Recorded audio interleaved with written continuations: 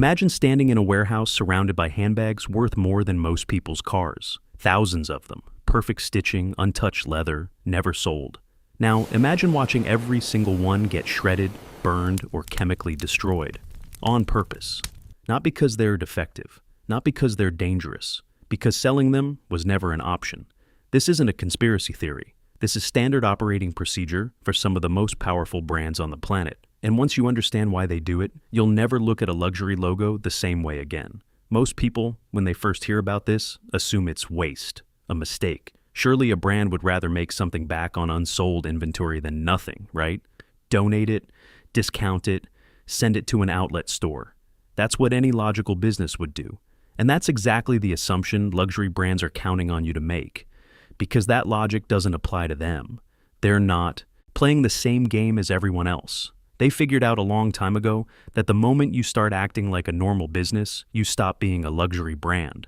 The rules are completely different at the top. Here's what's actually happening beneath the surface. Luxury isn't about the product. It never was. It's about the feeling of the product. And that feeling lives or dies on one thing: scarcity. When something feels rare, it feels valuable. The moment a Hermes bag starts appearing on a clearance rack, it stops being a Hermes bag in any meaningful sense. It becomes just a bag. Expensive leather and thread. The magic evaporates instantly. So, destruction isn't waste to these brands. It's maintenance. It's how they keep the myth alive.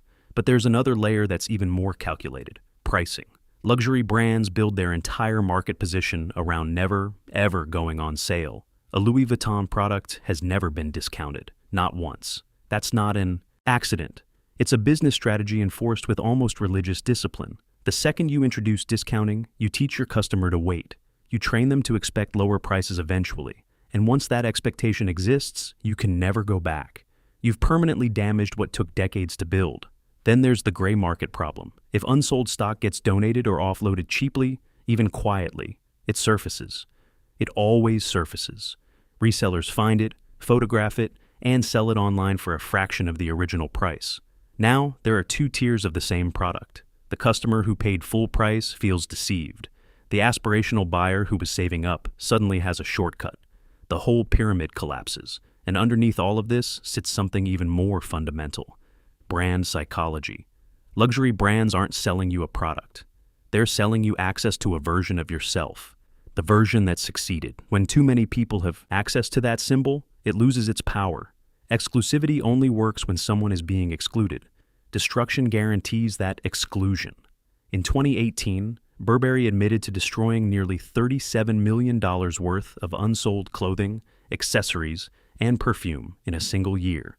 When the story broke publicly, the backlash was immediate and severe. Burberry eventually announced it would stop the practice.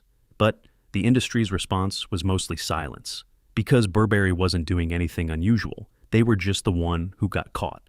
Louis Vuitton takes a different approach. Their surplus inventory rarely reaches the destruction stage, because they manage production so tightly that large surpluses rarely exist. They have also destroyed leftover raw materials at the end of seasons to ensure no discounted versions of their products can be constructed outside their control.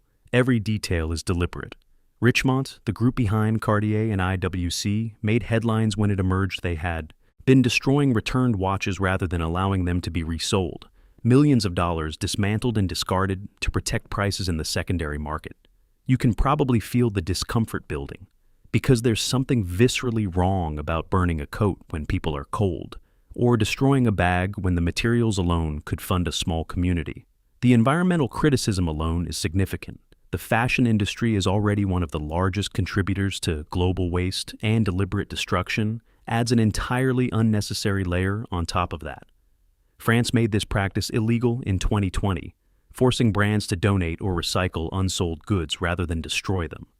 The European Union has pushed towards similar legislation. Consumers, particularly younger ones, are increasingly making purchasing decisions based on a brand's ethics.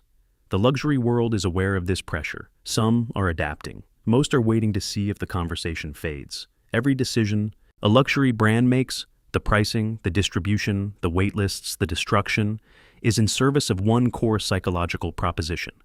You cannot simply buy your way in. You have to be chosen. You have to wait.